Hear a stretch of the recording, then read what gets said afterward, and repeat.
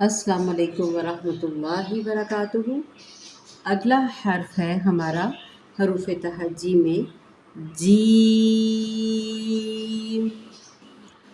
یہ زبان کا جو درمیان والا حصہ ہے اور اس کے اوپر، جیسے کہ فار ایگزامپل یہ آپ کی زبان ہے اور اس کے اوپر یہ جو تالو ہے، اس کو آپس میں ملاتے ہوئے جیم ادا کیا جاتا ہے۔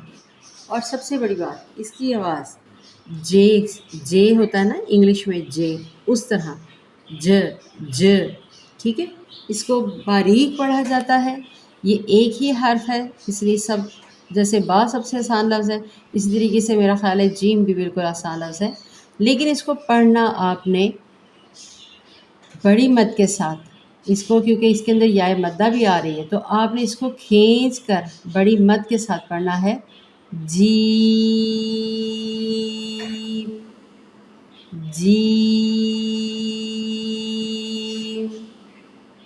آپ محسوس کریں گے آواز اور کلیئر آپ کو سمجھ آ رہی ہوگی کہ ج ج کے ساتھ ادا کرنا ہے جیم۔